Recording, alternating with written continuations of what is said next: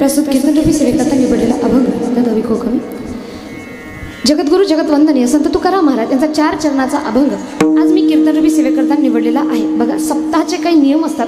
7 दिवसाच्या सप्त्यामध्ये 7 अभंग वेगवेगळ्या प्रकारचे असतात. 8व्या दिवशीचा कालाचा अभंग वेगळा. सप्ताहाच्या 7व्यामध्ये पहिल्या दिवशी असतो नामपर अभंग, ज्यामध्ये नामाचं महत्त्व सांगितलं जातं. दुसरा दिवस म्हणजे संतपर अभंग, ज्यामध्ये संतांचं महत्त्व सांगितलं जातं. तिसरा, चौथा, 5वा, 6वा दिवस हा म्हणजे आपण उपदेशपर आपल्या मनाने निवडू शकतो. 7वा दिवस म्हणजे मागणीपर आणि 8वा दिवस काल्याचा अभंग. अशा प्रकारे निवडलेला उपदेशपर असा हा अभंग सप्ताहाचा 6वा दिवस. अभंगाच्या सुरुवातीला सरळ साधा सोपा भावात जाणून घ्यायचं असेल, सुरुवातीच्या चरणामध्ये महाराज म्हणतात की ह्याची थोडं भक्ती, भगवंताला आवडणारी भक्ती कोणती, भक्ती करा हे तर सर्वच सांगतात. आपण करतोही, पण ते भक्ती करताना कोणत्या गोष्टीचं लक्ष ठेवायचं आहे, भक्ती करताना काय करावं काय नाही करावं सांगणारा सुंदर असा अभंग. ह्याची थोर भक्ती, आवडती देवा ही भक्ती थोर आहे, भगवंताला आवडते. आधी काय करा, संकल्पावी माया संसाराची, आपल्या संसाराच्या मायाचा संकल्प हा भगवंताच्या पायाशी करा. पुढे याचं विस्तारित रूप आपण पाहणार आहोत. सरळ साधा सोपा सरळ भावार्थ आधी बघून घेऊया. दुसऱ्या चरणामध्ये त्यांनी म्हटले, जेव्हा तुम्ही या भक्तीच्या मार्गाला लागता त्यावेळेला एक गोष्ट नेहमी लक्षात ठेवा, त्या भगवंतावर एवढा विश्वास ठेवा की तो भगवंत माझ्यासोबत कधीच काही वाईट होऊ देणार नाही. ठेविले अनंते तैसेची राहावे, चित्ती असू द्यावे समाधान. जसं त्यांनी ठेवले तशा प्रकारे मनामध्ये समाधान ठेवून राहा. आता महाराज म्हणाले, नाही जर समाधान ठेवलं तर याच्यामुळं काय होणार, त्यांनी सांगितले वाहिला उद्वेग दुःखाची केवळ. नाही जर समाधान ठेवलं, उद्वेग किती करा, यामुळं काय होणार, फक्त दुःखाची केवळ, फक्त दुःख आपल्याला भेटणार आहे. कारण भोगन येते फळ संचिताचे, संचित कर्मानुसार जे फळ भोगायचं ते भोगावं लागणार म्हणजे लागणार. पुढं त्यांनी सांगितले की यावर एक उपाय काय, तुका म्हणे घालू तयावरी भार वाहू हा संसार देवापाय. म्हणून सगळा जो भार आहे तो त्या भगवंतावर टाका आणि सर्व संसार त्या भगवंताच्या चरणी वाहा. हा झाला अभंगाचा सरळ साधा सोपा भावार्थ. विठ्ठल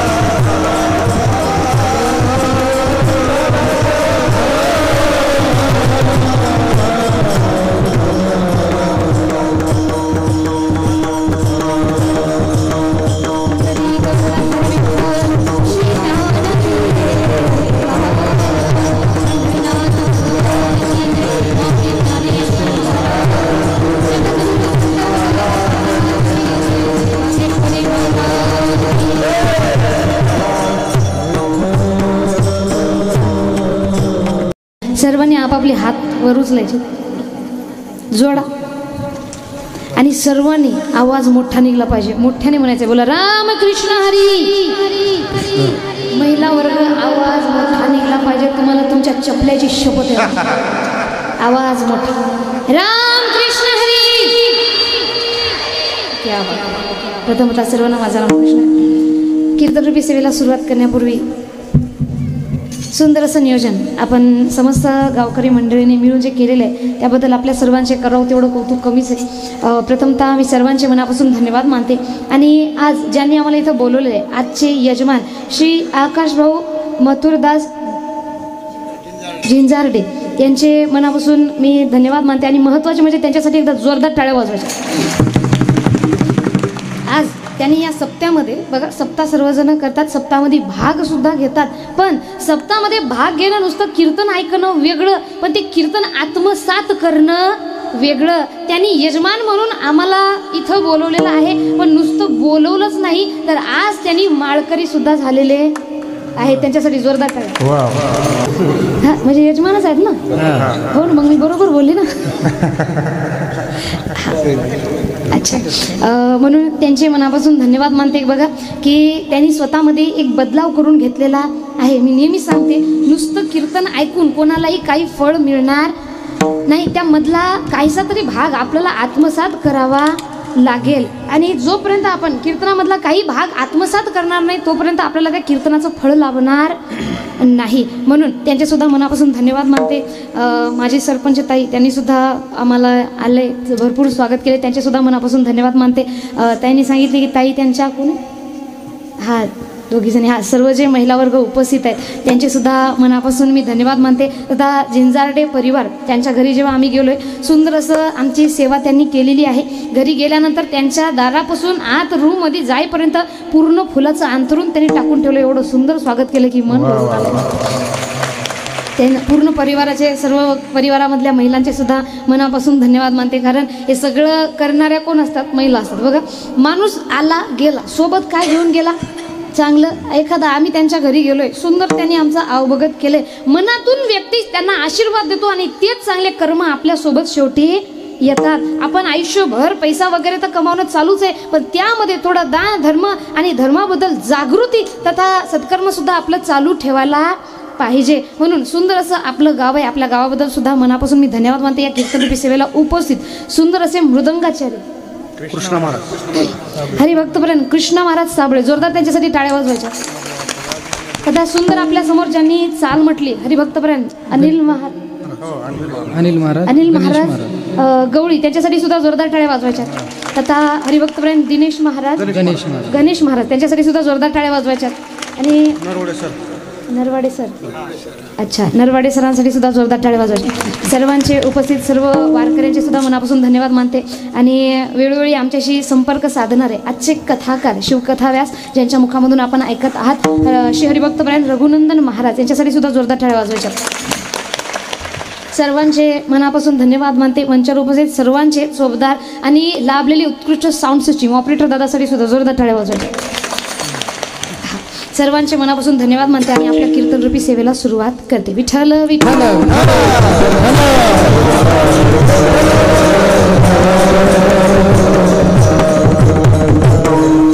साऊंड खूप छान लागले, फक्त विकोची स्पीड थोडीशी पाहिजे, म्हणजे लगेच येत नाही, मागून येतो.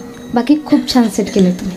आता माझ्यापेक्षा जास्त तुम्हाला कळते. आम्ही काय वाढवा म्हणायचं काम आहे, त्यामध्ये ज्ञान तुम्हाला आहे. आम्हाला कीर्तन करता येतं, ऑपरेट करता येत नाही. म्हणून बघा, थोडी विकोची स्पीड आणि आवाज थोडासा मोकळा आला पाहिजे.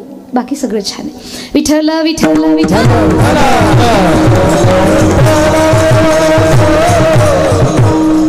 बघा, आपण सर्वजण कीर्तनरूपी सेवेला उपस्थित झालेले आहे. कोणी गावातून असेल, कोणी बाहेर गावून आले असेल, आपल्या सर्वांचे खरंच मनातून मी धन्यवाद मानते. कारण बऱ्याच ठिकाणी मी असं बघितले, गाडीमधून कीर्तन झाल्यानंतर जाताना आम्हाला दिसतं जवळजवळच्या गावावरून पायानं लोक कीर्तनाला आलेली असतात आणि त्यांचं धन्यवाद करायचं राहून जातं. खरंच महाराज मन भरून येतं. काही असे म्हातारे वयोवृद्ध म्हातारे माणसं सुद्धा, त्यांना चालताना दम येतो, पण तरी सुद्धा कीर्तनरूपी सेवा ऐकण्यासाठी त्यांनी इथं उपस्थित होतात. म्हणून सर्वांच्या मनापासून मी धन्यवाद मानते. आणि कीर्तनरूपी सेवेला सुरुवात करण्याच्या पूर्वी माझी सर्व महिला वर्गांना आणि पुरुष वर्गांना विनंती आहे, मला माझ्या एका प्रश्नाचं उत्तर द्या की सुरुवातीला मला कीर्तन कसं करायचं कळून जाईल. तुम्हाला कीर्तन फक्त ऐकून मोकळं व्हायचं का समजून घ्यायचं?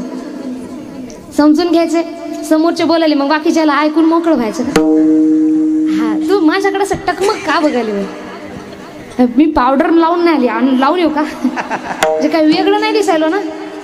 हा, नाही म्हणजे वेगळं तुम्ही बघायला, हसायले गंभीर व्हायला, हसायले गंभीर व्हायला. चेहऱ्यावर आनंद ठेवा. आणि कीर्तनरूपी सेवेचा सुद्धा सर्वांनी आनंद घ्यायचा आहे. सुरुवातीला मी सांगितले, नुसतं ऐकून कुणालाही पुण्य मिळत नाही. तुम्ही मला म्हटले समजून घ्यायचे. समजून घ्यायचं म्हटल्यानंतर थोडंसं कष्ट तुम्हाला घ्यावं लागेल. नुसतं ऐकायचं का म्हणून ऐकायचं नाही, बोलण्याकडं पूर्णतः लक्ष असलं पाहिजे. कारण आजकाल भक्ती कशी करावी कळतं महाराज सर्वांना, पण वळत कुणालाही नाही. एक उदाहरण द्यायचं झालं, आता बागेश्वरी माताचं मंदिर आहे, मंदिरामध्ये खूप गर्दी आहे. गर्दी असल्यानंतर डायरेक्ट दर्शन मिळतं का? मग काय करावं लागतं? तुम्हाला तुमच्या लाडक्या बहीण योजनेच्या अकाउंटची शपथ आहे म्हणून मोठ्यानं बोला कडे. असं शांत गंभीर राहू नका, मोठ्यानं थोडंसं बोला. गर्दी असल्यानंतर डायरेक्ट लाईन लागतं का? दर्शन मिळतं का? नाही. मग काय करावं लागतं? हा, असं बोला मोठ्याने थोडं, म्हणजे माझ्या जीवात जीव आहे. लाईनला लागावं लागतं. आता लाईनला तुम्ही लागले, आता लाईन इथून लागलेली आहे, मंदिर कुठे? तिकडे. आता तुमच्या पायात जी चप्पल आहे ते तुम्हाला कुठं काढून ठेवावं लागेल? 2-3 हजाराची असली तरी चप्पल कुठं ठेवावं लागेल? बाहेर. आता विचार करा, तुम्ही चप्पल बाहेर तिथं काढून ठेवली, मंदिरात दर्शनाकरता गेले आणि इमानदारीने सांगायचंय तुमचं लक्ष ते मंदिरातल्या देवळात राहील का? आपली चप्पल मध्ये राहील कुठं? चप्पल मध्ये. संतांनी तेच आपल्याला सांगितले. काय? ही का भक्ती खरी, ही का भक्ती खरी, पळते मन बाहेरी भक्ती खरी पडते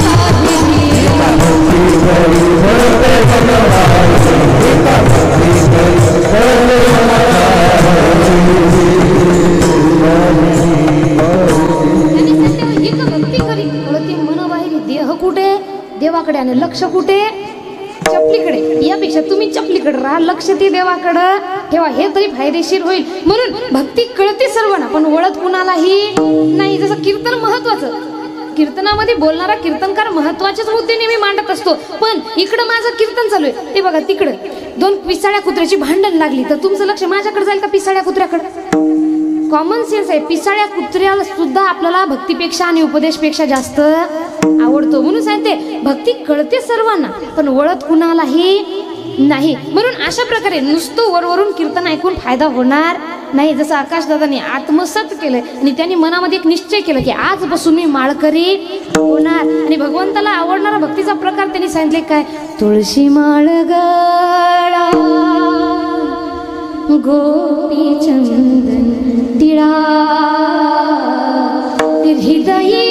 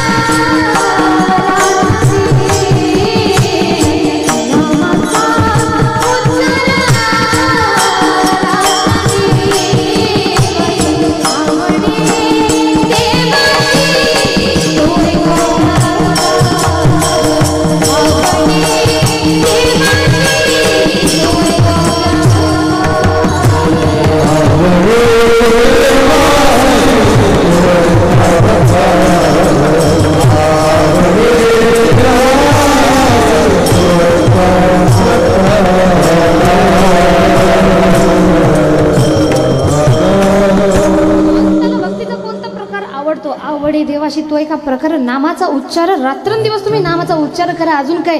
तुळशी माळ गळा, गळ्यामध्ये तुळशीची माळ, गोपीचंदन टिळा आणि हृदयी कळवळा वैष्णवांचा कळवळा हृदयामध्ये असला पाहिजे. ही भक्ती संतांनी आपल्याला सांगितले की भगवंताला आवडते. म्हणून ही भक्ती करण्यासाठी आपण सर्वजण जे काही इथं बसलेलो सर्वांनी एक गोष्ट लक्षात ठेवा, कीर्तन ऐकून फळ मिळणार आहे. तुम्हाला पूर्ण लक्ष तिथं द्यावं लागेल. 100% कीर्तनापैकी 10% जरी आपण आत्मसात केलं तरी सुद्धा त्याचं फळ आपल्याला मिळतं. फक्त तशा प्रकारे ऐकावं लागेल. कीर्तन ऐकल्याच्या नंतर काय पुण्य मिळतं, काय फळ मिळतं, कसा आपला फायदा होतो हे जाणून घेण्यासाठी एक दृष्टांत तुम्हाला सांगते आणि नंतर आपल्या अभंगाच्या चरणाकडे जाऊयात. बघा, कारण जोपर्यंत ऐकायचं कसं हे कळणार नाही तोपर्यंत ऐकून फायदा होणार नाही. एक दृष्टांत तुम्हाला सांगते. बघा, एक गावामधला व्यक्ती होता, फार धनी होता, त्याच्याकडे भरपूर असा पैसा होता, पण देवाकडं कधीच तो गेला नाही. त्याला आई वडील नव्हते. अनाथ असा व्यक्ती देवाकडं कधीच गेला नाही. श्रीमंत झाला, पैसा भरपूर कमावला, त्याचं लग्न झालं अशा मुलीशी जिची सुरुवात देवाला नमस्कार केल्याशिवाय होत नाही. बघा, नवरा असा ज्यानं कधी देवाचा मंत्रही ऐकला नाही, देव म्हणजे त्याला माहीत नाही, आणि पत्नी अशी की जिची सुरुवात देवाला नमस्कार केल्याशिवाय होत नाही. बघा, खरी पत्नी कुणाला म्हणतात?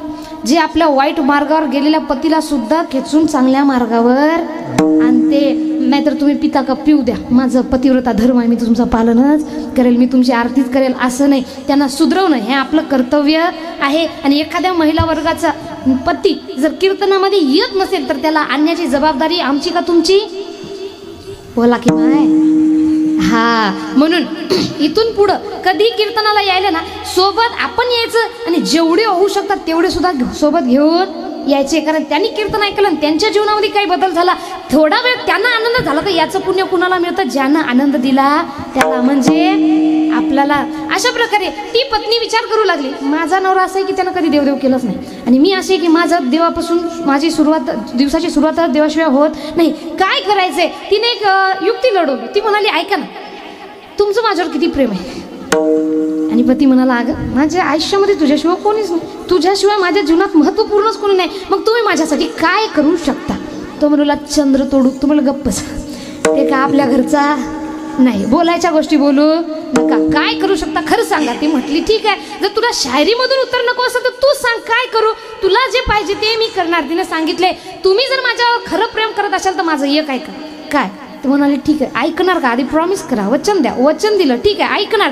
गावामध्ये सप्ताह चालू आहे, दिवसभर तुमची कामं चालतात, तुमच्या कामामध्ये अडथळा येणार नाही, रात्रीला तुम्ही कीर्तनाला जा, कीर्तन ऐका, ही माझी मनातून इच्छा आहे. ती म्हटली, तो म्हणालाय, बघ देव फिका आपल्याला पटत नाही, माझ्याकडं काय तेवढा वेळ नाही, पण ती म्हणाली, तुम्ही मला वचन दिले, वचनबद्ध आहात, तुम्हाला वचनाचं पालन करावं लागेल. आणि पत्नीला आनंद व्हावा याच्यासाठी तो म्हणाला, ठीक आहे मी जाणार. पण तिथं गेल्यानंतर काय होतं? तिनं सांगितलंय की अहो तिथं गेल्यानंतर कीर्तनकार शास्त्र सांगतात, आपल्याला ज्ञान तर देतातच, पण आपल्याला असा मंत्र मिळतो ज्यामुळे अजून संपत्ती ही आपली वाढते आणि मनामध्ये सुख शांती सुद्धा मिळते. आणि हे ऐकल्याच्या नंतर तो म्हणाला, ठीक आहे तुझ्यासाठी म्हणून मी जाणार, एरवी तर माझी इच्छा नाही, तुझ्यासाठी जाणार. आणि त्याचं ठरलं, दिवसाचं काम झालं आणि रात्री कीर्तनाला तो गेला. आता विचार करा, असा व्यक्ती जो कधी देवात जवळही गेला नाही, गावातला वरिष्ठ नागरिक, गावातला पैसावाला धनिष्ठ व्यक्ती जो कधी देवळात गेला नाही, तो जर कीर्तनात आला तर आपल्या सगळ्यांच्या दिमागामध्ये काय चाललं?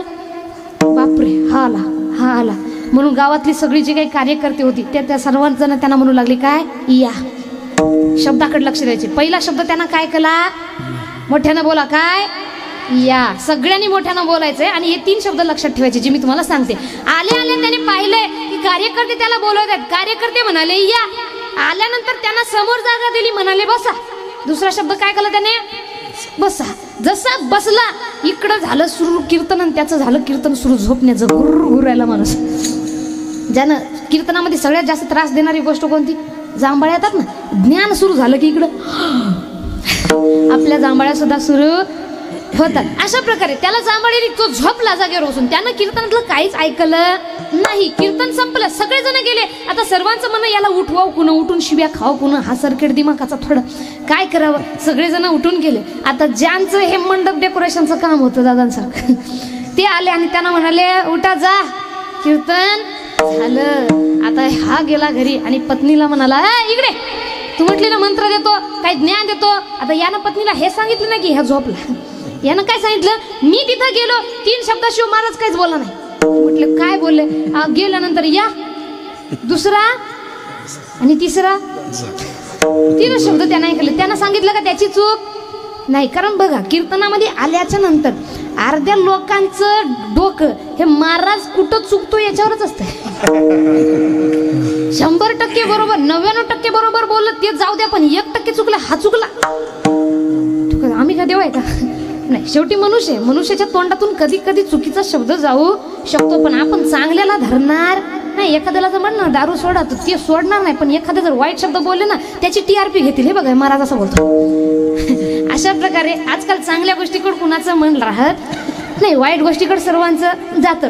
अशा प्रकारे तो व्यक्ती म्हणाला, अगं गेलो मी आणि या बसा जा, या 3 शब्दापेक्षा मी काहीच ऐकलं नाही. आता पत्नीला वाटलं, आज जर मी यांच्याशी भांडण करत बसलो की तुम्ही झोपले तर हे उद्या जाणार नाही. मग ते पत्नी काय म्हणाली, ऐका तो मंत्र आहे, यानं कधी देवाचं नाव घेतलं नाही, हिला काय द्या, याला सगळं काहीच माहित नव्हतं. म्हणून ती म्हणाली, अहो या बसा जा, हा काय आहे? हा 3 शब्दाचा मंत्र आहे. म्हणून तुम्ही काय करा, याचा जाप करा, याचा जप करा, उद्या कीर्तनाला जा. याचं म्हणणं उद्या तरी ऐकतील. म्हणून तिने सांगितलं, आता हा कीर्तनात झोपून आला, म्हणून तो म्हणाला, ऐक तू जाऊन झोप, आता मी या मंत्राचा थोडासा जप करत बसतो. हा हॉलमध्ये गेला, बसला, काय मंत्राचा जाप करत. मंत्र कोणता होता? आवाज मोठा. मंत्र कोणता होता? 2 नंबर हा या बसा जा. आता याचा जाप चालू झाला मला या बसाचा या बसाचा या बसाचा.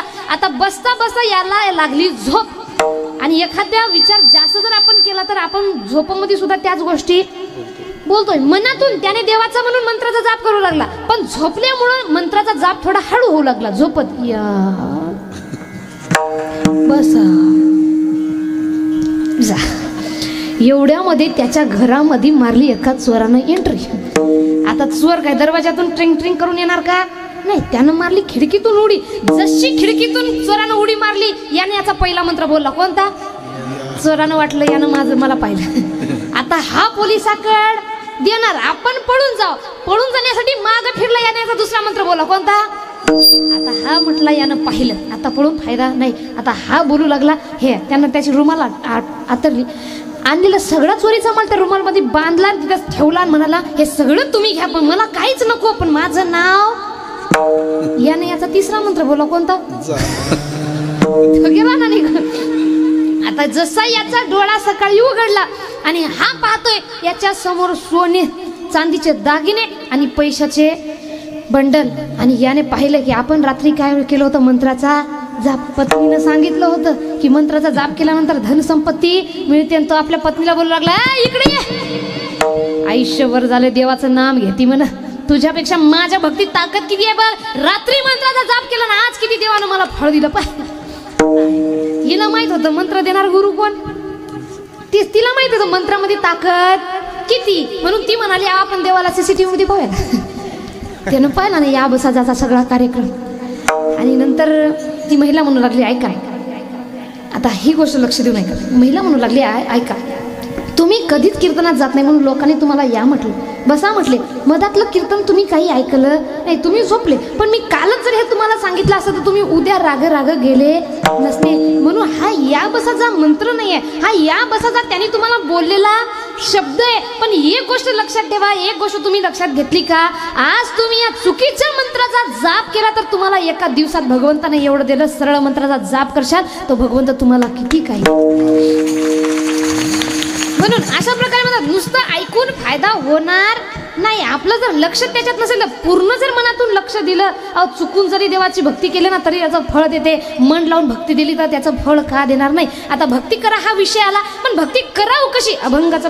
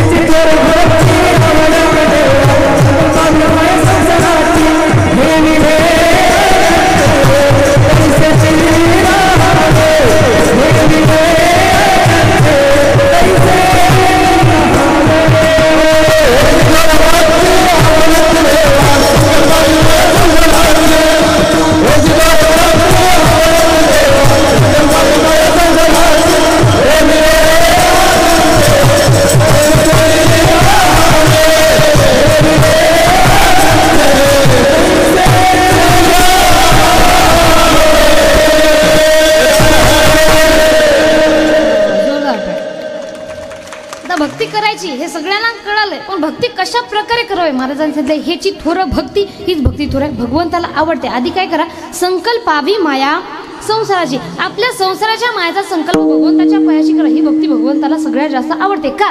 कारण जोपर्यंत हा संसार मनुष्याच्या डोक्यामध्ये तोपर्यंत मनुष्य भक्ती मार्गाला लागू शकत नाही. म्हणून त्यांनी सांगितले की इथं आल्याच्या नंतर आधी काय करा संकल्पावी माया संसाराची. विठ्ठल विठ्ठल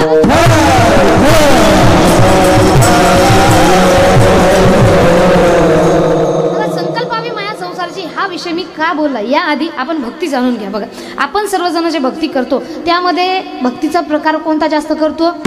उपवास, बरोबर ना? हा उपवास हा प्रकार आपण जास्त करतो. एखाद्याला म्हटलं ना तुम्ही या प्रकारची भक्ती करा, म्हणजे नामस्मरण करा, ते म्हणते ताई तुम्ही अजून 3 उपवास द्या, आम्ही करतो, पण ती नको. एक गोष्ट नेहमी लक्षात ठेवा, अनंत वाचाळ बरळती बरळ त्या कैसेनी गोपाल पाहणे. एखादा व्यक्ती उपवास करत असेल, व्रत करत असेल, पण मनातून जर समोरच्या बद्दल शिवीगाळ करत असेल तर त्याचं फळ त्या व्यक्तीला लाभणार नाही. मग उपवास करतात, उपवासाचा नियम आहे की आपण मनातून कुणाबद्दल वाईट चिंतन करायचं नाही, आणि उपवास करतो त्यावेळेला भगवंताचं चिंतन आपल्या मनातून झालं पाहिजे. म्हणून या प्रकारची भक्ती आपण करत नाही. संतांनी सांगितले काय की संत ज्ञानेश्वर महाराज ज्ञानेश्वरीमध्ये लिहितात, तुम्ही व्रते नियमून न करावे, शरीरातील न पिडावे, दुरी केही न भजावे, तीर्थासी गा. एकदा कोणतं व्रत नियम होत नसेल तर करू नका, या शरीराला त्रास देऊ नका, होत नसेल तर तीर्थाला जाऊ नका. कारण विचार करा महाराज, आपण तीर्थाला जातोय आणि घरच्या मायबापाला उपाशी मारतोय, आपल्या तीर्थ कामी आहे का? नाही. कारण एक सुंदर एक गीत आहे, काय म्हणतात? कभी प्यासे को पानी पिलाया नहीं, बाद अमृत पिलाने से क्या, कभी माँ बाप की सेवा की ही नहीं, फिर तीर्थों में जाने से क्या फायदा. संतांनी सांगितलंय, मी कोणाला सांगत नाही. त्यांनी सांगितले काय? माय बाप हे केवळ काशी, त्याने न जावे तीर्थासी. जो व्यक्ती आपल्या आई वडिलांची सेवा करतो त्याला तीर्थाला जायची गरज नाही. आणि तुका म्हणे माया बापे, माया बापे, तुका म्हणे माया बापे, माया बापे, तुका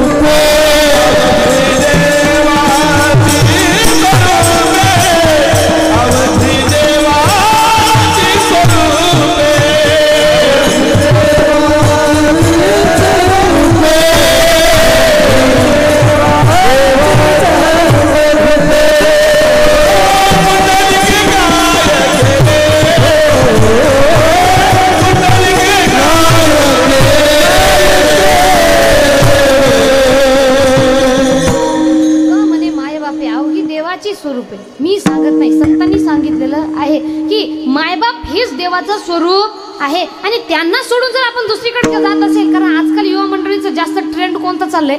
हम दो हमारे दो माँ बाप को फेक दो. मतलब हम जाएंगे रामेश्वर काशी और घर में माँ बाप उपाशी. घरच्या देवाला उपाशी मारून तिकडं किती जरी देव देव केलं तरी आपल्याला भगवंत पावायचे नाही. म्हणून त्यांनी सांगितलेलं आहे की आपण काय करायला पाहिजे? आपण आपल्या आई वडिलांची सेवा करायला पाहिजे. बघा, 100 रुपये इन्व्हेस्टमेंट करायची म्हटलं तरी आपण 10 जागेवर विचारतो तू केले होते, तुझा सक्सेस झाले का? तर आपलं आयुष्य जर मायबापाच्या सेवेमध्ये इन्व्हेस्टमेंट करायची म्हटलं तर कुण केलं हा प्रश्न आपल्याला येतो. तेव्हा त्यांनी सांगितले पुंडलिके काय केले? परब्रह्म उभे केले. अहो, त्या परब्रह्माला उभं करण्याची ताकद हे आई वडिलांच्या सेवेमध्ये आहे. आता बऱ्याच जणांना प्रश्न पडला असेल की आम्ही आतापर्यंत केली नाही आणि आता केल्यानंतर आम्हाला फळ लाभल का? तेव्हा सांगतात की काय, पुंडलिक सुद्धा, भक्त पुंडलिक यांनी सुद्धा लहानपणापासून सेवा केली का? नाही. पुंडलिकाचं, भक्त पुंडलिकाचं चरित्र, ज्या भक्त पुंडलिकाचं दर्शन पांडुरंगाच्या आधी आपण करतो त्यांचं चरित्र आधी काय होतं तर सांगतात,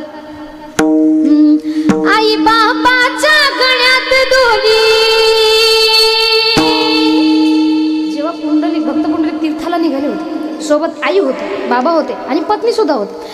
आता भक्त पुंडलिकांनी विचार केला की सर्वजण चालत आहोत, चालताना आई वडील थकले आणि पत्नी सुद्धा थकली. पत्नी थोडीशी लाडकी होती. आई वडील म्हणाले, पुंडलिका काय दुखतायत रे, आता आमच्याच्यानं चालणं होणार नाही. तेव्हा त्यांनी सांगितले की ठीक आहे, मी तुम्हाला उचलून घेऊ. पण यामध्ये पत्नी सुद्धा म्हणाली, अहो ऐका ना, माझे भरपूर पाय दुखते, माझ्याच्यानं काय चालणं होणार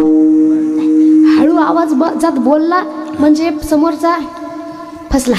आणि त्याने विचार केला की पत्नीला चालवावं आणि आईबाबाला उचलून घ्यावं हे काय बरोबर वाटणार नाही. मग काय करावं, तिघंजण नाही, मी एकटा आहे, काय करायचंय. दोरी घेतली आणि काय केलंय, आई बाबाच्या गळ्यात दोरी, बायको खांद्यावरी, बायको खांद्यावरी, निघाला पुंडलिका तीर्थकरी, बायको खांद्यावरी, निघाला पुंडलिका तीर्थकरी, बायको खांद्यावरी निघाला पुंडलिका तीर्थकरी, बायको खांद्यावरी निघाला पुंडलिका तीर्थकरी. आई बाबाच्या गळ्यात दोरी, आई बाबाच्या गळ्यात दोरी, बायको खांद्यावरी, बायको खांद्यावरी, निघाला पुंडलिका तीर्थकरी, बायको खांद्यावरी, निघाला पुंडलिका तीर्थकरी, बायको खांद्यावरी निघाला पुंडलिका तीर्थकरी, बायको खांद्यावरी निघाला पुंडलिका तीर्थकरी. आई बाबाच्या गळ्यामध्ये दोरी टाकली, त्यांना वडतायत आणि बायकोला खांद्यावर घेतलं. हे चरित्र कुणाचं आहे, भक्त पुंडलिकाचं. पण समोर गेले कुकुट स्वामींचा आश्रम त्यांना दिसले आणि कुकुट स्वामीच्या आश्रमामध्ये जेव्हा त्यांनी गेले, त्यांनी कुकुट स्वामींना विचारत होते तीर्थाचा रस्ता. तेव्हा कुकुट स्वामींनी सांगितले मला तीर्थाचा रस्ता माहीत नाही. तर भक्त पुंडलिक म्हणतात तुम्हाला महात्मा कोणी बनवलं, तुम्हाला तीर्थ माहित नाही, काशी सांगा, द्वारका सांगा, काय तर कोणतं तीर्थ माहित नाही. ते म्हटले मी गेलो नाही तर मला माहीत कसं होणार. ठीक आहे तुम्ही गेले नाही, मग महात्मा कसे झाले हे एवढं. आणि त्यांनी पाहिले त्यांच्या आश्रमामध्ये सुंदर सुंदर स्त्रिया या झाडू पोछा करण्याचं काम करत होते. म्हणजे आश्रमाला साफ करण्याचं काम सुंदर सुंदर स्त्रिया करत आहेत. हिरोंना नाही, अप्सरांना सुद्धा लाजवेल एवढी सुंदर त्या महिलांमध्ये, आणि त्या महिला इथे झाडू पोछा करण्याचं काम करतात. पुंडलिकाने पाहिले आणि कुकुट स्वामींना विचारले अहो स्वामी तुम्ही कधी तीर्थाला गेले नाही, एवढं तुमचं आलिशान तुमचं सुंदर असा आश्रम आहे आणि या एवढ्या सुंदर सुंदर स्त्रिया तुमच्या इथे झाडून काढण्याचं काम करत आहेत, झाडझूड काढण्याचं काम करत आहेत, आणि हे कशामुळे त्यांनी सांगितलंय पुंडलिका, यांना काय साधारण समजू नको. या स्त्रिया म्हणजे साधारण स्त्रिया नाही, या नद्या आहेत, नद्या गंगा जमुना सरस्वती या 3 नद्या आहेत ज्या आमच्या आश्रमामध्ये साफसफाई करत आहेत. आणि पुढे त्यांनी सांगितलंय हे सगळं तू सुद्धा करू शकतो. काय करायचंय, आपल्या आई वडिलांची सेवा कर, आणि ज्यांनी सेवा केली नाही त्याला किती नरक यातना होतील त्याची काही गती नाही. त्याच्या डोळ्यामध्ये अश्रू आले, भक्त पुंडलिकाच्या डोळ्यामध्ये अश्रू आले आणि त्याला आपलं केलेलं सगळं कर्म आठवलं. आणि भक्त पुंडलिक म्हणू लागला स्वामी माझ्या जीवनाची काय दशा होईल हे भगवंत सुद्धा जाणू शकणार नाही, कारण मी फार महापापी आहे, मी माझ्या आईवडिलांना फार त्रास दिला, आता तुम्हीच काही करायचं ते करा. आणि मोठ्याने पुंडलिक भक्त पुंडलिक रडू लागले. तेव्हा त्यांनी लक्षात घेतलंय काय की प्रत्येक पापावर सगळ्यात मोठं प्रायश्चित जर कोणतं असेल ना ते मनातून होणारा पश्चाताप आहे. बघा संतांनी सांगितले काय काशी करीसी गंगा भीतरी चांगा नाही जो. गंगा नदीमध्ये जाऊन बरीच जणांना वाटतंय की गंगा नदी पाप धुते म्हणून आपण डुबकी मारून याव. गंगा नदीने जर प्रत्येक पाप धुतला असतं तर लोक खून करायचा डुबकी मारायची, खतम पाप. कोणी नरकाला जात नव्हतं, चोरी करायची डुबकी मारली, झालं ना ब्लॅक मनी व्हाईट, बरोबर ना. अशा प्रकारे गंगा नदी पाप धुते, धुत नाही असा विषय नाही, पण कोणता, जोपर्यंत आपल्या मनातून पश्चाताप होत नाही तोपर्यंत ते पाप धुतल्या जात नाही. म्हणून काय काशी करीसी गंगा भीतरी चांगला नाही जो. जो मनातून चांगला नाही त्याला नद्या सुद्धा चांगल्या करू शकत नाही. म्हणून कुकुट स्वामी सांगताय तुला पश्चाताप झालाय आणि हेच सगळ्यात मोठं प्रायश्चित आहे. आता जी गलती झाली ते न जाणून झाली, तुझ्यामुळं चुकून झाली, पण आता माहीत झालंय, आतापासून ती चूक करू नको. म्हणून म्हणतात तो भक्त पुंडलिका होता पापी आणि दुष्ट, आई बापाची केली सेवा, सारे पाप झाले नष्ट, भक्ती पाहून भक्ताला. सर्वांनी टाळी वाजवा. भक्ती पाहून भक्ताला आज श्री हरी, भक्ती पाहून भक्ताला आज श्री हरी. म्हणून तर मागताना पतीकडं सोनं चांदी दागिने मागायचं. आता माझं लग्न झालं नाही म्हणून मी म्हणत नाही, तुम्ही म्हणा काय धनी हातवर म्हणा काय मागता. धनी मला विठुरायाची पंढरी, श्री हरी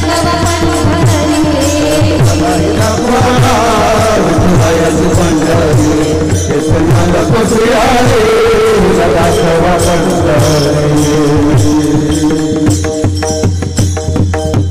म्हणून अशा प्रकारे जो व्यक्ती आपल्या आई वडिलांची सेवा करतो त्याला कुठेही झुकायची गरज नाही. जो व्यक्ती आपल्या आई वडिलांपुढे झुकतो ना त्याला झुकवण्याची ताकद या जगामध्ये सुद्धा कुणामध्ये नाही. फक्त आपल्या माता पित्याच्या चरणामध्ये झुकायला पाहिजे. माता पिता सुद्धा तसे लागतात बरं, हा, चांगले सात्विक प्रकारचे. म्हणून आपले कर्तव्य दक्ष असणारे. म्हणून अशा प्रकारे त्यांनी सांगितले की आपण ओळख करतोय, नियम करतोय, तीर्थाला जातोय, पण घर बसल्या जर आपण आपल्या आईवडिलांची सेवा करत असेल तर तिकडे तीर्थाला जाऊन सुद्धा काही फायदा होणार नाही. म्हणून ज्ञानेश्वर माऊली म्हणतात, तुम्ही व्रते नेमू न करावे, शरीरातील न पिडावे, दुरी केही न भजावे, तीर्थासिगा. होत नसेल तिकडे सुद्धा जाऊ नका, फक्त एक करा, कोणता? स्वधर्माचं पालन करा. स्वधर्म कोणता? खरा तो एकची धर्म जगाला प्रेमाला पावे. खरा तो एकची धर्म जगाला प्रेमाला पावे.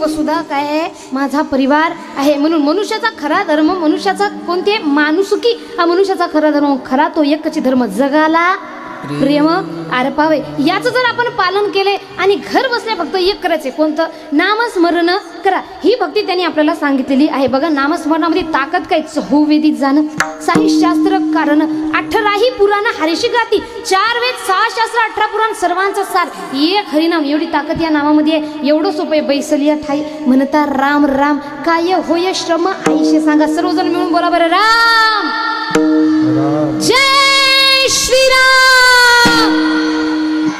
आवाज मोठा आला पाहिजे. पुरुष वर्ग, तुम्हाला तुमच्या मोबाईलची शपथ आहे म्हणून मोठ्यानं बोला, जय श्रीराम. हा, अशा प्रकारे सर्वांनी म्हटलंय. जेवण झाले सर्वांचं? झाले ना? हा, एक घास तरी जिरला का? नाही ना? म्हणजे किती सोपं आहे. बैसलिया ठाई म्हणता राम राम, काय होय श्रम आईशे सांगा. काही श्रम आपल्याला लागत नाही, पण एवढं सोपं असून आपण करू शकत नाही. म्हणून महाराज म्हणतात, देवाला आवडणारी भक्ती कोणती? आधी काय करा?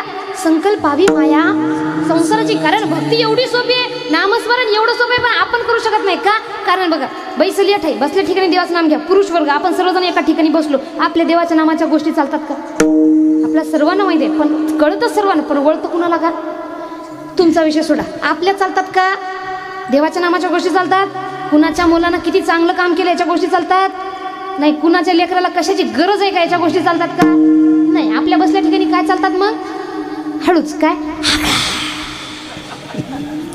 गावामध्ये काय झालं तुला माहिती आहे का नाही? आणि पुढची विचारते, काय झालं? ती म्हणते, हळवा. तुला म्हणून सांगायला कोणाला सांगू नको. आणि जेव्हा आपण म्हणतो ना तुला म्हणून सांगायला कोणाला सांगू नको, लिहून घ्या. 100% ती गोष्ट पुढे जाणार. कारण जोपर्यंत जाणार नाही तोपर्यंत त्या महिलेच्या पोटातलं दुखायचं थांबणार नाही. महिलांना एक श्राप आहे, त्यांच्या पोटामध्ये काही गोष्ट थांबत नाही. बघा, एक गोष्ट आहे.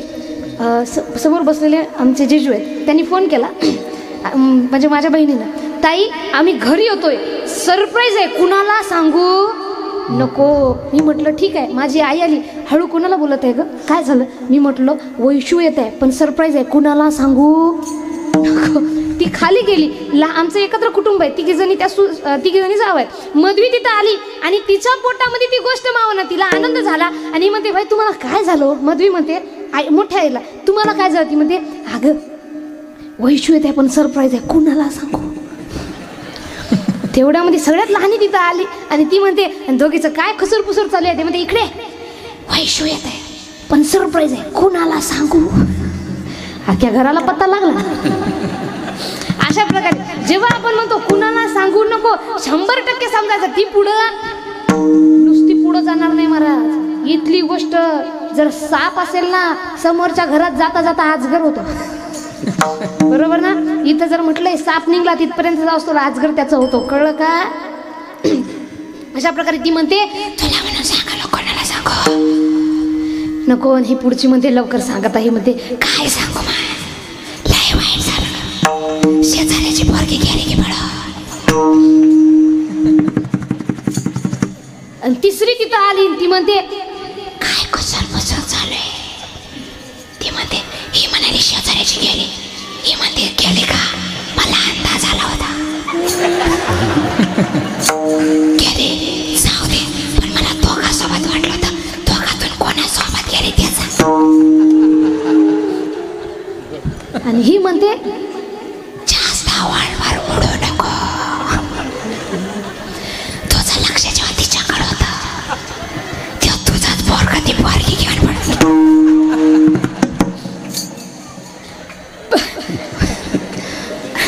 प्रत्यक्ष जीवनामध्ये घडणाऱ्या चुकीचं आहे का.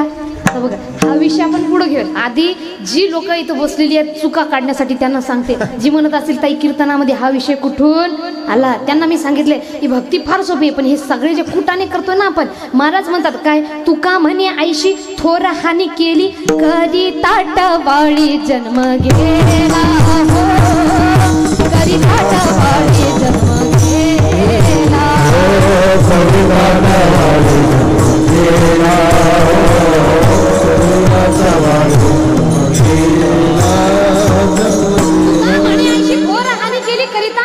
जन्म गेला. याच्या त्याच्या टिंगल टवाळ्या करण्यामध्ये आपण आपलं अख्खा आयुष्य वाया घालतोय.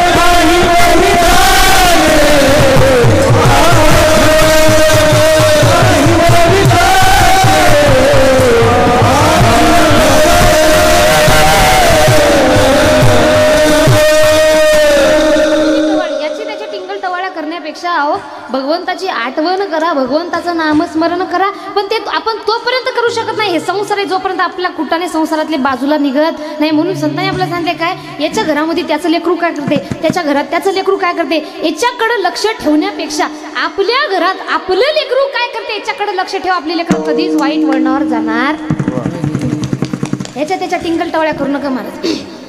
संत म्हणतात काय आपण कसं हे आपलं आपण पाहायचं असतं. लोकांच्या मागे लागायचं नाही. आणि समोरच्या व्यक्तीबद्दल जर आपण वाईट चिंतन करत असेल तर त्याचं फळ आपल्याला भोगावं लागणार म्हणजे लागणार. विठ्ठल विठ्ठल.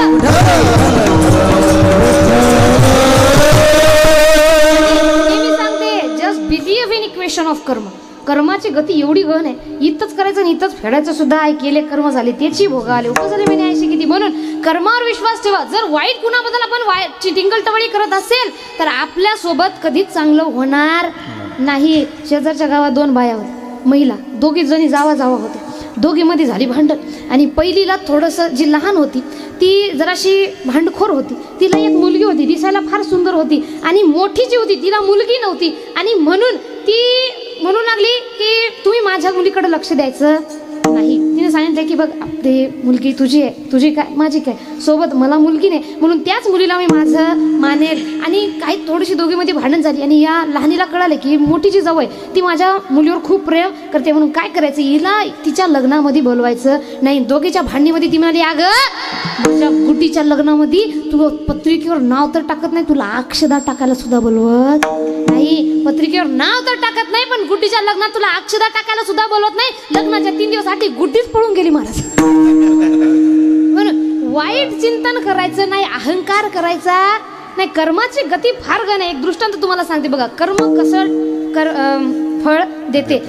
तुम्ही कधी हा दृष्टांत ऐकला असेल पण तरी सुद्धा माझ्या तोंडातून पुन्हा एकदा ऐका. बघा एक व्यक्ती होता. तो एक बगीचा होता. त्या बगीच्या साईडनं तो जात होता. त्या बगीच्याला एक आंबा पिकला होता. आंब्याच्या झाडामध्ये आंब्याचा सीझन होता. आंबा पिकला. याचा आंबा सगळ्यात आवडीचं फळ तुमचं असेल ना. गावाचं नाव तेच आहे आंबा आहे ना. हा. आणि त्या व्यक्तीने पाहिले की पलीकडे बाग आहे. बागेमध्ये आंब्याचं झाड आहे. आणि आंब्याच्या झाडाला सुंदर आंबा पिकला. आणि ते पिकून त्याचा कलर पिवळा झाला. यमी लागू लागला. तोंडाला पाणी सुटणार.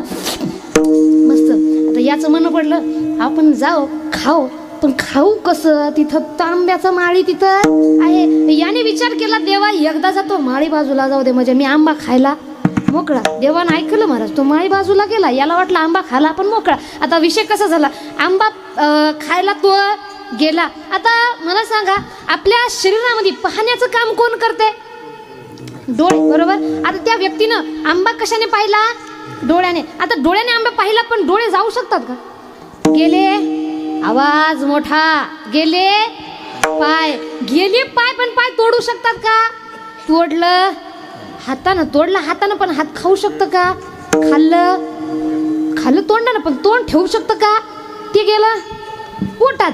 आणि जसा माळी आला यानं पाहिलं, यानं आपला आंबा तोडला, त्यानं घेतला दंडून मारल्याच्या पाठी. आता बिचारा पाठीचा काहीतरी दोष होता का, तिनं खाल्लं नाही हो, पाहिलं नाही, तोडलं नाही हो, आणि पोट ठेवलं सुद्धा नाही. सगळं कारस्थान कुणाचं होतं, बरोबर ना.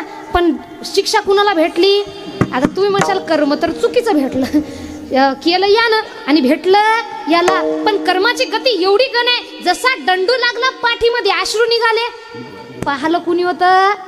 अशा प्रकारे कर्म कुठे कर्म, ते फळ बरोबर त्या ठिकाणी देणार म्हणजे देणार. विठ्ठल विठ्ठल.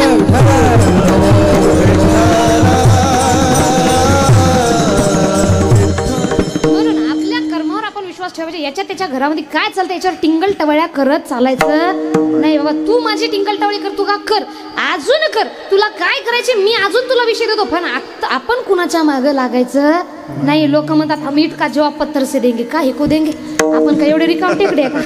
लोक विटी मारू मारू त्यांचा वेळ वाया घालतात, आपण गोटे मारून आपला वेळ वाया घालायचा नाही. त्याच विटी घ्यायच्या, मस्त घर बांधायचं आणि मोकळं, बरोबर. अशा प्रकारे याच्यात त्याच्या टिंगल टवळ्या करण्यापेक्षा आपण आपल्या जीवनामध्ये कुठं काही चांगल्या प्रकारे करू शकतो. एक गोष्ट नेहमी लक्षात ठेवा, ज्याला पुढं जायचं असतं त्यानं मला कोण काय म्हणतं याच्याकडे लक्ष ठेवायचं नसतं. एखादा कुत्रं जर आपल्याला भुकला, आपण त्याला का भुकला म्हणून भांडतो का, आणि एखादं जर भांडत असेल तर नुकसान कुत्र्याचं आहे का माणसाचं आहे, कुणाचं, माणसाचं. म्हणून ज्याला पुढं जायचं त्या माणसाचं आहे, बरं का. काही जण असे ते कुत्र्याला भांडतात, हे समोर आला हा नाही आला, अरे ते कुत्रे आहे राजा, त्याला कळतं का. बरेच जण म्हणतात मी कुत्र्याला मारणार, ते माझ्या समोर आलंय. अरे आपण एकटा मनुष्य एवढे बेकार प्राणी आहे, सगळी पृथ्वी हे काय आपल्या एकट्या मनुष्याची आहे का, नाही. आपण असं समजतो की आपल्याशिवाय दुसरं कुणाचीही नाही. बऱ्याच ठिकाणी मी पाहिलंय आपल्या शेतामध्ये जनावर येऊ नये म्हणून करंट देऊन त्याला मारतात. हे बघा, जनावराला कळत नाही पण आपल्या मनुष्याला कळतं. म्हणून ही पृथ्वी सगळ्याची आहे, जेवढा अधिकार आपला आहे ना तेवढाच या प्राण्यांचा सुद्धा याच्यावर अधिकार आहे. आणि त्यांना जर त्रास देत असाल तर आपल्याला सुद्धा तेवढा त्रास भोगावा लागेल. बरेच जण आहेत गाडी चालवताना असे फास्ट चालवतात, समोर काही आहे त्याला उडवत जायचं, यांना किंमत नाही. माणसाची किंमत करणं गेले महाराज, कुत्र्याची कुठं करणार आहे, बरोबर. अशा प्रकारे हे काय झालं इथं, खून ते म्हणतात ना, खून सस्तावर पाणी महंगा झालेला आहे. अशा प्रकारे महाराजांनी ते सांगितले, कोण काय म्हणते त्याच्या मागं आपण लागायचं नाही. आणि काही लोक जे ते म्हणतात ना कुत्र्याच्या मागं लागायचं नाही, ज्याला पुढं जायचं त्या व्यक्तीनं कोण मला काय बोलतंय भुंकते ते भुंकू दे, त्याच्या मागं लागायचं नाही. फक्त आपण आपलं चांगलं कार्य करत राहायचे. अशा प्रकारे महाराज म्हणतात हे नामस्मरण एवढी सोपी भक्ती आहे, पण आपण तोपर्यंत करू शकत नाही जोपर्यंत संसाराची माया आपल्या डोक्यामध्ये आहे. म्हणून त्यांनी सांगितले की इथं ही संसाराची माया एवढी ताकदवर आहे, भल्या भल्या पोहणाऱ्याला उलथुनी पाडी, ते संत मुक्ताबाई सांगतात, उलथ उलथ माघार घड्या फिरगो ते खाशी, भरला पुरमायचा लोंढा वाहून या जाशी. म्हणून संतांनी सांगितले हेची थोर भक्ती आवडती देवा, आधी काय करा, संकल्पावी माया संसाराची. आणि जेव्हा या भक्तीच्या मार्गाला आपण लागतो तेव्हा त्यांनी सांगितले अभंगाचं दुसरं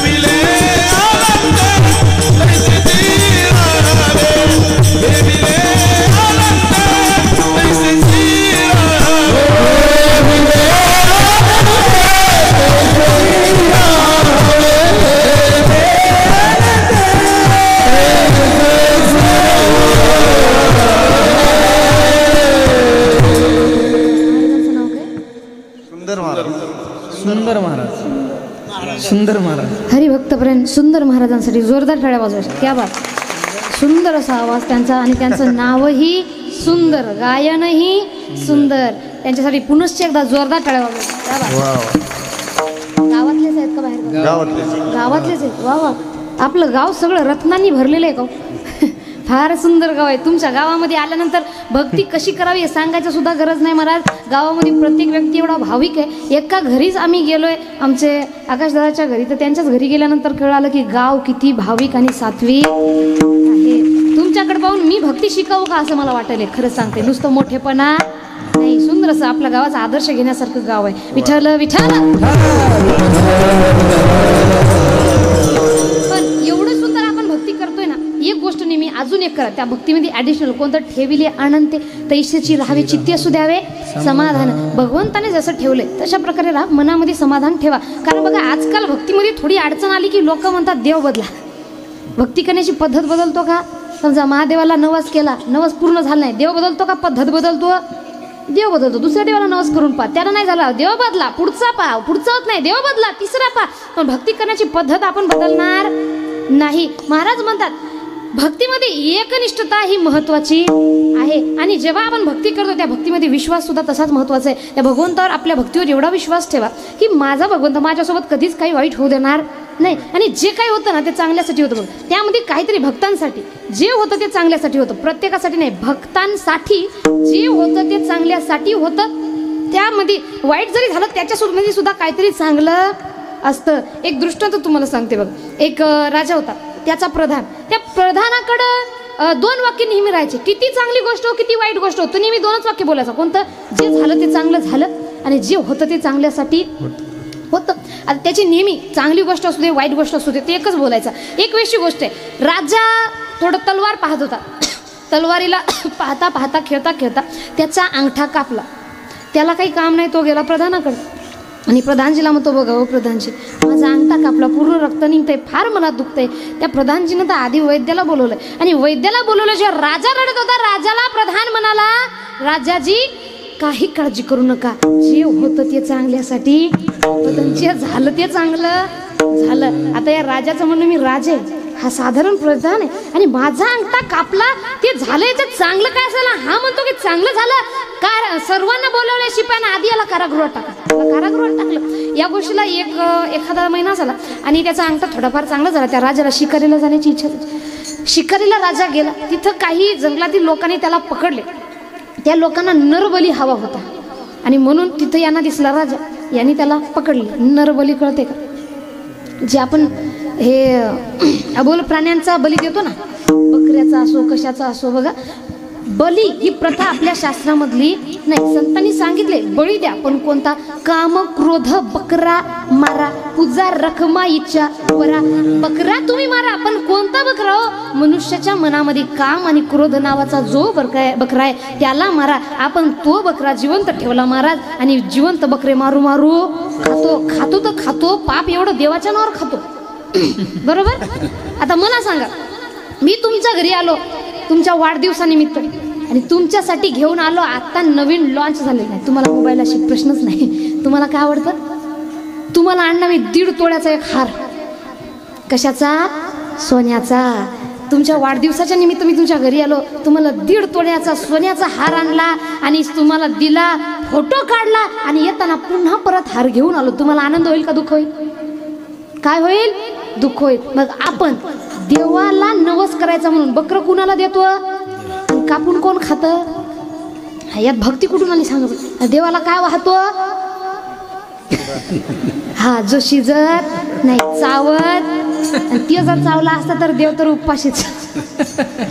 अशा प्रकारे ही अशी भक्ती करायचं संतांनी सांगितलेलं नाही. बघा त्या प्राण्यांना मारून आपलं कधीच भलं होणार नाही. अहो एक वेळची गोष्ट आहे, एक बकरं त्याला एक व्यक्ती कापत होता आणि कापताना तो बकरा मोठमोठ्याने हसत होता. एका कवीनं वर्णन केलंय. बकरा कसा हसतोय हे मला विचारायचं नाही, कवीनं वर्णन केलंय, दंतकथा आहे. तो बकरा मोठमोठ्याने हसत होता आणि त्या बकऱ्याला कापणाऱ्या व्यक्तीने त्या बकऱ्याला प्रश्न विचारला, रे बकऱ्या तू हसतोस, तुला दुखत नाहीये का?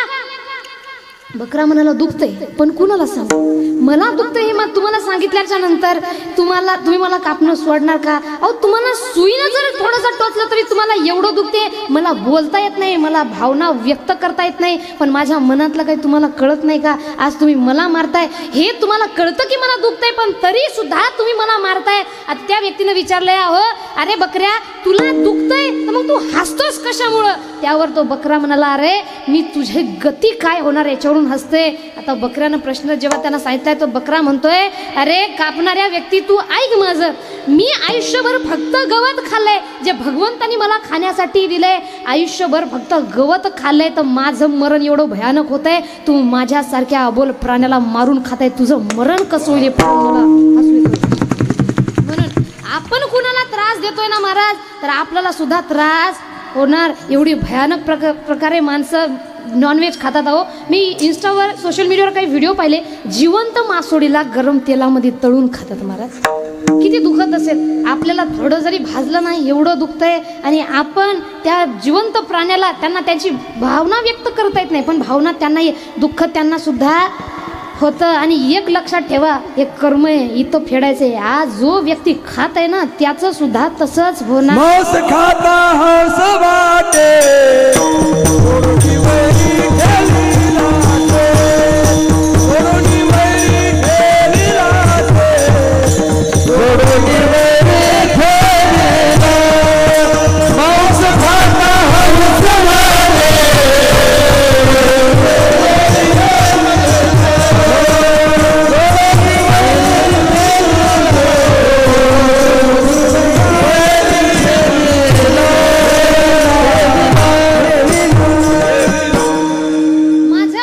विषय नुसता ऐकून टाळ्या वाजवू नका.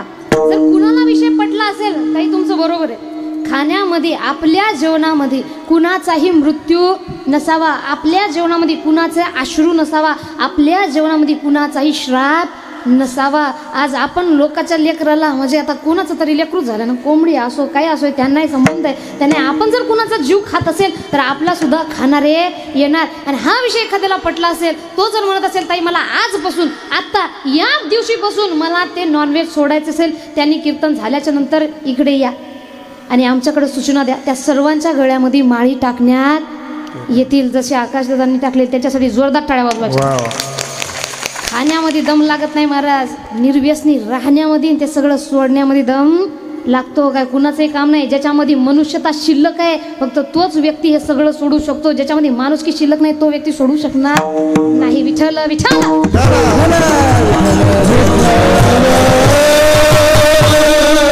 आता हा विषय आपला थोडा भटकला. मला सांगा आपण कुठं होतो, कुठून सुरू झालं?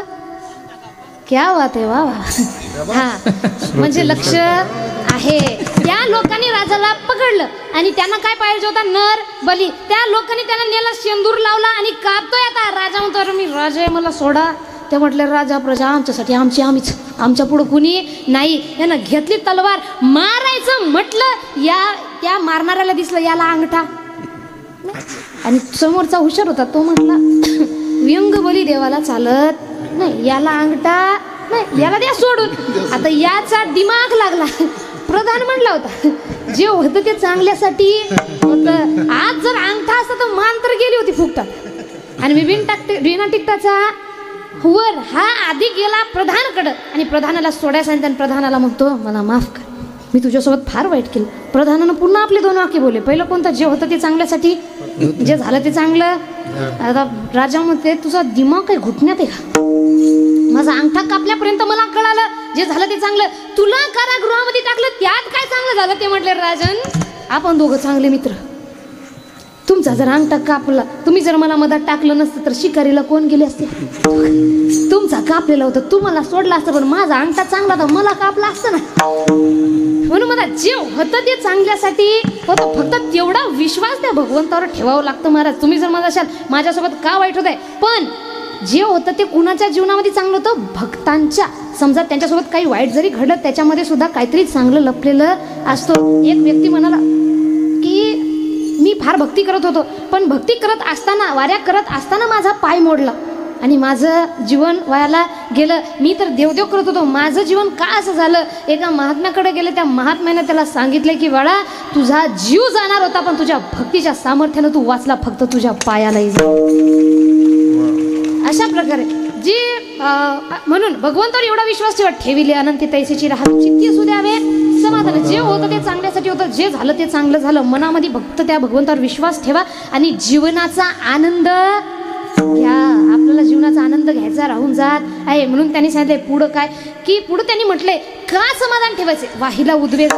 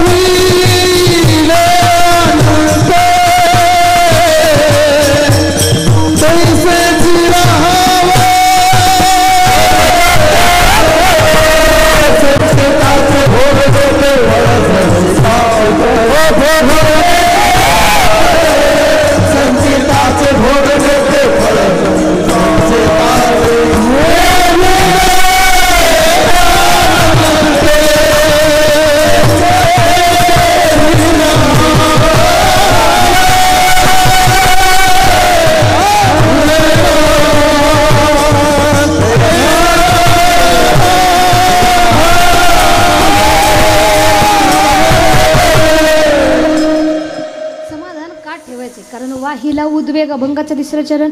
वाहिला उद्वेग दुःखाची केवळ भोगने ते फळ संचिताचे.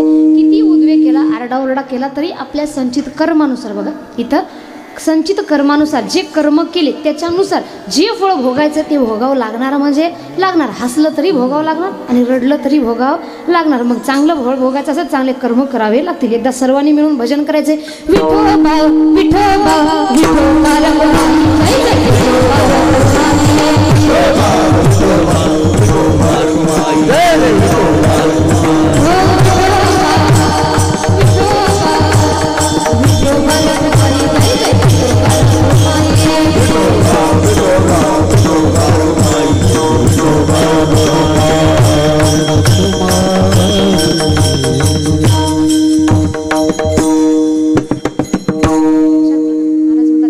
भक्ती आवडती देवा संकल्पावी माया संसाराची. ही भक्ती हेच भक्ती भगवंताला आवडते. आधी काय करा, संकल्पावी माया संसाराची. का हे पण सांगितलेले.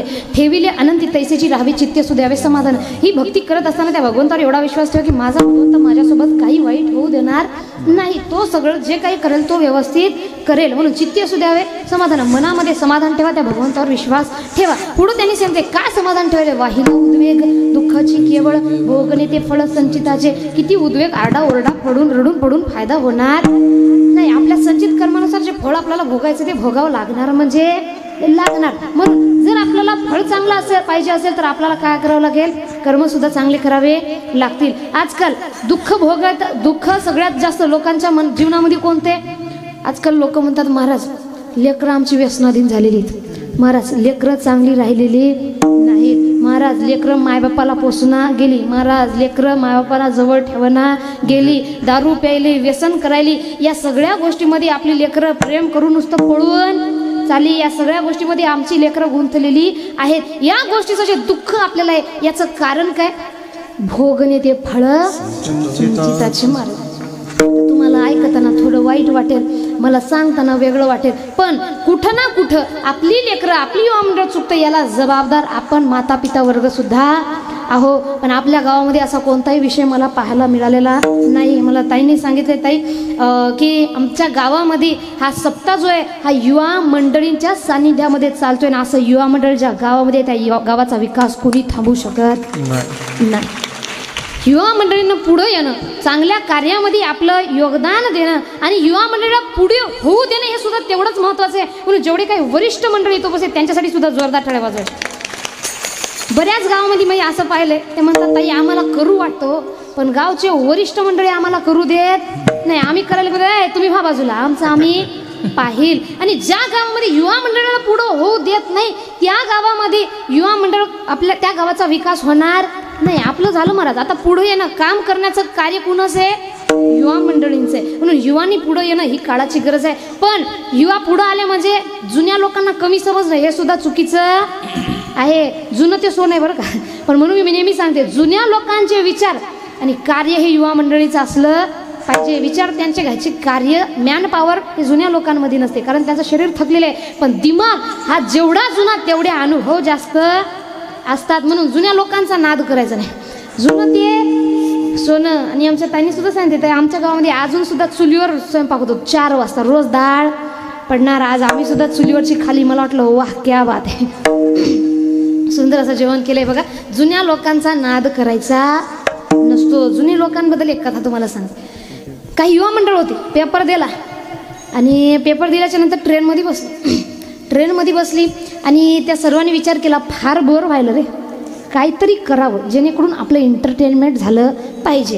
आता एक म्हणाला आपण काय करूया, या ट्रेनची चेन ओढूया म्हणजे तेवढंच एन्जॉयमेंट आपलं. आजकाल एन्जॉयमेंट अशी झाली, आपल्या एन्जॉयमेंट म्हणजे लोकाची माती का होईना, समोरच्याला घेणं देणं नाही. आपलं भलं होताना समोरच्याची माती होते, काही फरक पडत नाही. ती लोक गेली. महाराजजी म्हणत होती हेची दान दे का देवा तुझा विसरण व्हावा.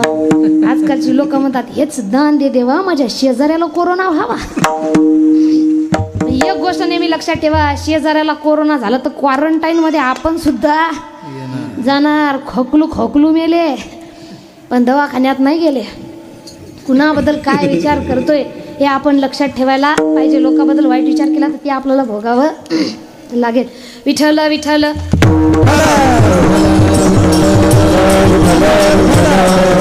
या मुलाने ठरवलं एंटरटेनमेंट करण्यासाठी, एन्जॉयमेंट करण्यासाठी काय करूया आपण, या ट्रेनची चेन ओढूया. समोर एक म्हातारा वृद्ध व्यक्ती बसून होता आणि याने सांगितले की मुलांनो तसं करू नये बाळा, आपल्यामुळं समोरच्याला त्रास होईल असं वागू नाही. आता सर्वजण मुलं त्याच्याकडे टीम करून बघतात, तू आम्हाला ज्ञान दे तू का, ठीक आहे. त्याने आधी पैसे जमा केले होते, काय 2,000 रुपये त्यांच्या खिशामध्ये. समजा जर TC आला पोलीस घेऊन आपल्याला जर काही मागितलं की बाबा तुम्हाला द्यायचं आहे, सगळ्यांनी मिळून त्यांनी पैसे जमा केले आणि त्यांचा जो अध्यक्ष होता त्याच्या खिशामध्ये टाकले. पण एवढ्यामध्ये ते आजोबा त्यांना बोलले की असं करू नाही. आणि युवांना राग आला, ते म्हटले आम्हाला शिकवतोस का बापू, थांब तुला आता आम्ही जागेवर आणतो. कसं हे पैसे कुणी त्या TCला द्यायचे नाही. आता समोर तो पोलीसवाला आला की आपण काय सांगायचंय, ट्रेनची चेन कोण ओढली, बापू न. बहुमत कुणाच आहे, बापू एकटा आहे. आपण 7-8 जण आहे, बापू एकटा आहे, आम्ही 7-8 जण आहे म्हणून बहुमत आम्हाला मिळणार. आणि पोलीस कुणाला पकडून नेणार, बापूला. म्हणून तिथं पोलीस आले, ट्रेन थांबली, पोलीस आले आणि पोलिसांनी विचारले ट्रेन कोणा थांबवली. सर्व मिळून मुलं मिळून म्हणू लागले या बापूला थांबवले. आता बापू शांत प्रकारे बघू लागले. बहुमत कुणाकडे होतं, त्यांच्याकडं. बापूला माहीत होतं मी कितीही जरी म्हणलं की मी नाही केली तरी माझं काय कोणी ऐकणार नाही. मग आपल्याकडेच एकच उपाय काय, एक्सेप्ट. त्याने एक्सेप्ट केलं, हो मी ओढली. पण त्याने विचारलं मी ओढली पोलीस साहेब मी ओढली, पण का ओढली हे सुद्धा तुम्ही जाणून घेणं तेवढंच महत्वाचं आहे. याने सांगितले मी का ओढली, माझ्याकडे 2000 रुपये होते आणि ते याने माझ्यापासून चोरले. खोटं वाटत असेल तर त्या अध्यक्षाच्या खिशामध्ये बघा, त्याच्या खिशामध्ये किती रुपये होते? 2000. यानं घातला, हात काढले, मोजले, किती होते? 2000. आता याने बापूला ते पैसे देऊन टाकले आणि मुलांना घेऊन गेले, कारण होते पैसे ते त्यांनी जमा केले होते, ते कुणाकडे गेले? बापूकडे. यांच्याकडे काय राहिले नाही. आणि जाताना ती लोक ती मुलं त्या बापूकडे रागावून बघू लागली आणि ते बापू त्यांच्याकडे दाढीवर हात फिरू म्हणू लागली, या केसन दाढी काय मी उन्हात पांढरी नाही केली बाबा. म्हणून जुन्या लोकांचा नाद करायचा नाही. जुनं ते सोने मारत. जुन्या लोकांची बुद्धी, जुन्या लोकांचं वय, जुन्या लोकांची ताकद. आज आमचे आजोबा 74चे 75चे. आमचं शेत जवळपास अर्धा 1 किलोमीटर आहे. त्यांनी चालत जातात, थोडंसं चढ आहे आणि आम्ही पाय दुखायले, गाडी नेऊयात का, रोडनं जाऊयात का. हे झाले आपण 20-22चे आणि 74-75चे पायी जातात, बरोबर. 3-4 किलोमीटर एक माळावर गाव आहे. आमचे आजोबा म्हणतात येतात का रे, नाही का, मी एकटा, ते वन मॅन आर्मी आहेत, येतो का सांग, नाही तर मी चालू. एकटे निघून जातात, 3-4 किलोमीटर वर माळावर चढून जातात. 75चे, चष्मा नाही, हातात काठी नाही, जुनं ते सोनं. कारण त्यांच्या खाण्यामध्ये सुद्धा तशी ताकद होती ना. आपलं खाणं काय, गुपचूप, पिझ्झा, बर्गर, वेपर्स. आणि त्यांची जी ताकद होती ना, ती जात्यावर दळलेल्या ज्वारीच्या पिठाच्या भाकरीची ताकद होती. ती आपल्यासारख्यामध्ये येणार नाही. म्हणून म्हणतात जुन्या लोकांचा नाद करायचा. विठ्ठल विठ्ठल.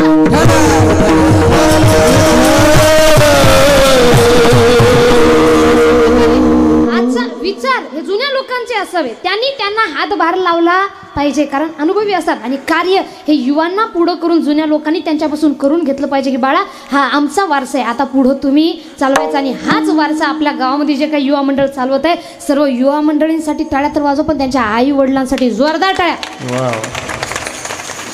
म्हणून महाराज म्हणतात आज आपल्या गावामध्ये वातावरण चांगले, पण बऱ्याच गावामध्ये कीर्तनाला या म्हटलं तर आणणार नाही, पण साईडच्या गावाला बाया नाचायचा कार्यक्रम असले तिथं घेऊन जाते. मग घरी आल्यानंतर म्हणतात माझं लेकरू वाईट वळणावर गेलो. अहो दाखवलं ते तर वाईट का नाही होणार. पिक्चर दाखवतो, टीव्ही दाखवतो, मोबाईल दाखवतो, मोबाईलमधलं चीन टबाक डमडम आपल्याला चालतं. आपल्याला काय अजून चालतं, आपाचा इशेल हार्ड आहे, आपाकडं क्रेडिटचं कार्ड आहे, हे आपल्याला चालतं. पण लेकरांना मंत्राचा जाप करायला आपल्याला चालत नाही. आपण म्हणतो नको, सध्या त्याचं शिक्षणाचं वय. अहो शिक्षण म्हणजे फक्त डिग्र्या घेणं नाही महाराज. Education is not just name of any degree or certificate that can be shown to others as a proof. नुसतं लोकांना दाखवण्याकरता डिग्री असते का माझ्याकडे एवढी, माझ्याकडे तेवढी नाही. शी म्हणजे शील, क्ष म्हणजे क्षमा आणि न म्हणजे नम्रता. शिक्षण घेऊन 3 गुण जर आपल्या लेकरांमध्ये येत नसेल, त्यांच्या डिग्र्या म्हणजे फक्त कागद आहे, दुसरं काहीही नाही. शिक्षण घेऊन जर वडीलधाऱ्याचा मान त्याला ठेवता येत नसेल, त्या शिक्षणाला महत्त्व आहे का? नाही. मग अशा प्रकारे जोपर्यंत चांगले संस्कार देणार नाही तोपर्यंत चांगली लेकरं घडणार नाही. टीव्ही दाखवतो, मोबाईल दाखवतो, मोबाईलमध्ये पिक्चर पाहतो. आता मला पिक्चराला वाईट म्हणायचं नाही, पण पिक्चर दाखवण्यासाठी सुद्धा काही वयोमर्यादा आहे. त्या पिक्चरमध्ये सुद्धा दाखवलेली असते. आज आपण आपल्या लहान लहान लेकरांसमोर पिक्चर दाखवतो आणि पिक्चरमध्ये काय दाखवलं जातं, समोर येतो हिरो, समोरून येते हिरोनी. हिरोनीला पाहून हिरोच्या मनामध्ये बहिणीची भावना निर्माण होते का? कोणाची भावना निर्माण होते? त्याला वाटते ही माझी प्रेयसी, ही माझी गर्लफ्रेंड. आणि मुलाला पाहून हिरोनीच्या मनात भावाची भावना निर्माण होते का? नाही. ती म्हणते हा माझा बॉयफ्रेंड. म्हणजे यानुसार आपली लेकरं काय शिकणार? समोर दिसलेली स्त्री ही आया बहिणीप्रमाणे मानायची का गर्लफ्रेंड बॉयफ्रेंड प्रमाणे मानायची? मग जे दाखवतोय तशा प्रकारची लेकरं जर वागत असतील तर दाखवणाऱ्याची चूक आहे का वागणाऱ्यांची चूक आहे? दाखवणाऱ्याची चूक आहे. आज तुमच्या मोबाईलमध्ये छत्रपती संभाजी महाराजांच्या मालिका आहेत, ते दाखवा ना. कधी तानाजी मालुसरे यांचा पिक्चर दाखवा, आपल्याला कळेल की त्यांनी काय केले आपल्या स्वराज्यासाठी. कधी देशभक्तीवरची पिक्चर आहे ते आपल्या लेकरांना दाखवा, म्हणजे त्यांना कळेल हे आपलं हे जे जीवन आहे हे फुकटात मिळालेलं नाही. विठ्ठल विठ्ठल.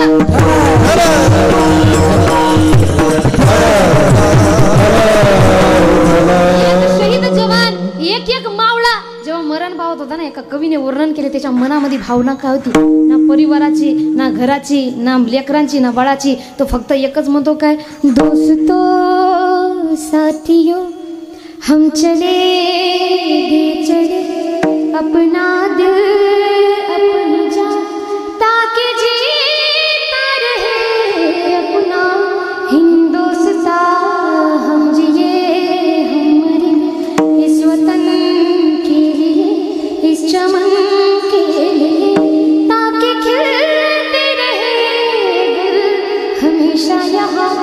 दोस्तों साथियों,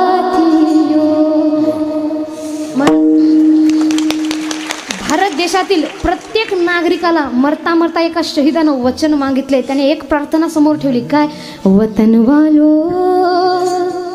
वतन ना बेच देना, ये धरती गगन ना बेच देना, शहीदों ने जान दी है वतन के वास्ते, शहीदों के कफन ना बेच देना. आज आपण साधा आपल्या देशासाठी मतदान सुद्धा फुकट करत नाही महाराज. त्याने आपल्या देशासाठी कोणती पेमेंट न घेता जीव सुद्धा फुकट दिलेला आहे. कधी विचार करायला. दान करायची गोष्ट आहे मत, पण आपण काय करतोय आजकाल? मिलता है उसी को वोट, दिखाए जो वोटर को, ये पैसा बोलता है, ये पैसा बोलता है. सध्याचं खरं जीवनातला रहस्य चालू आहे. आजकाल वोट सुद्धा त्यांनाच दिलं जातं जो आपल्याला पैसा दाखवतो. ते सुद्धा आपण मनानं देत नाही. म्हणून अशा प्रकारे जसं कर्म करल तशाच प्रकारे आपल्याला भोगावं लागेल. म्हणून चांगलं लेकरांना दाखवा. लेकराने चांगले संस्कार घडले पाहिजे. छत्रपती शिवराय घडतात, पण तसे संस्कार सुद्धा द्यायला पाहिजेत. आपली लेकरं शिवरायांसारखी घडली पाहिजे. आज आपण आपल्या लेकरांना वाढदिवस साजरा करतो, स्वतःच पार्टी देतात, स्वतःच वाढदिवस साजरी करतात. पण छत्रपती शिवरायांचा जेव्हा वाढदिवस येतो त्याला वाढदिवस म्हणतात का? नाही, त्याला जयंती म्हणतात. आणि काय म्हणतात?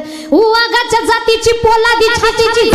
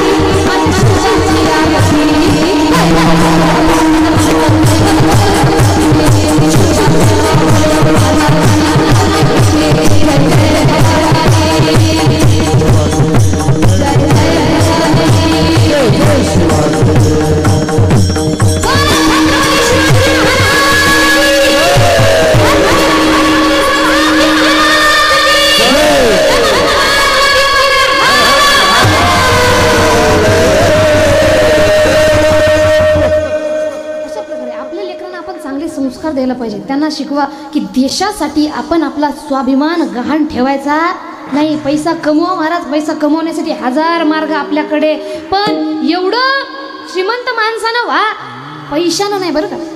स्वतःच्या व्यक्तिमत्वानं, स्वतःच्या इमानदारीनं एवढं श्रीमंत व्हा, या जगातील सगळ्या श्रीमंत व्यक्ती सुद्धा आपल्या इमानदारीला विकत घेऊ शकलं नाही पाहिजे.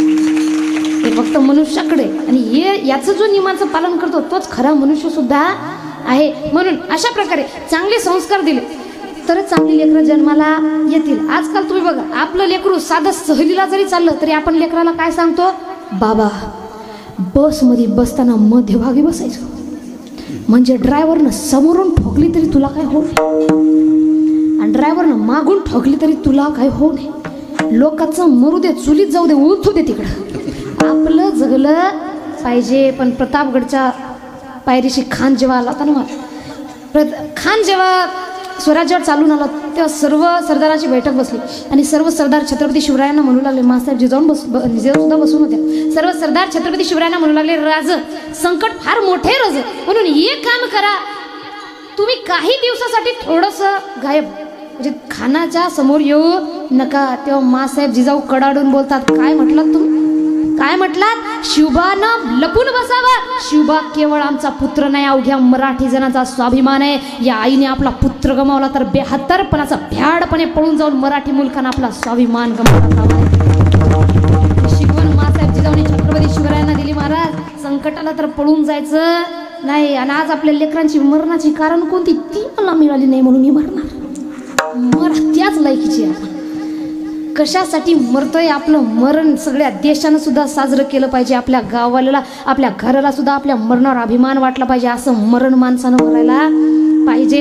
आणि ही वेळ सध्या कशाची आहे, प्रत्येक युवानं उठा आणि म्हणा की आतापर्यंत आम्ही झोपलो होतो पण आता जागे झालोय. काय, चला उठा रे उचला भगवा,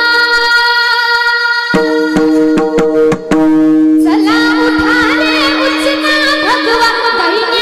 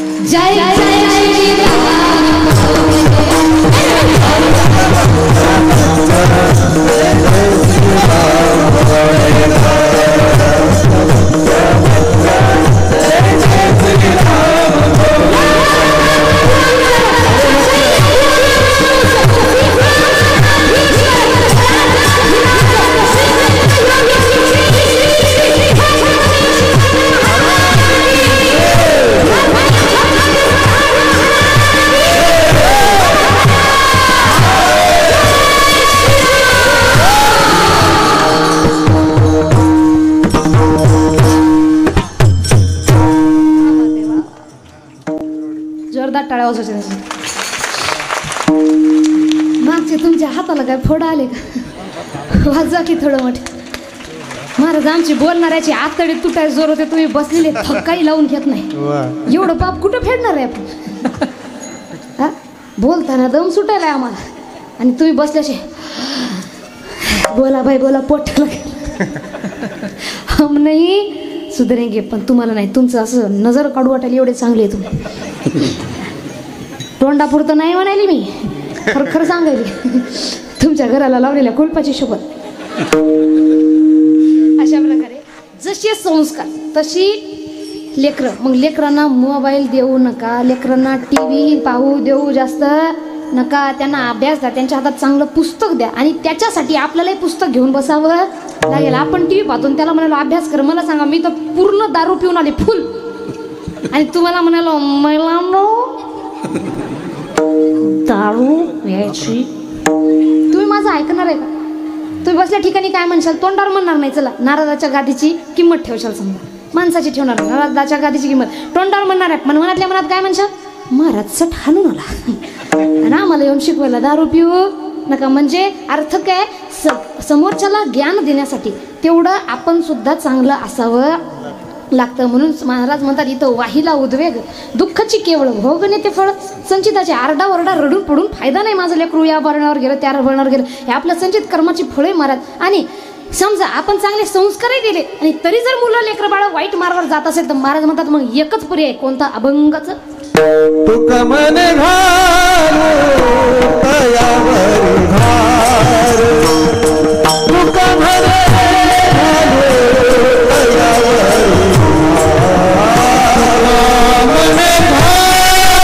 येत असेल की तुका म्हणे घालू तयारी बरं. सगळं भारतीय देवावर टाका.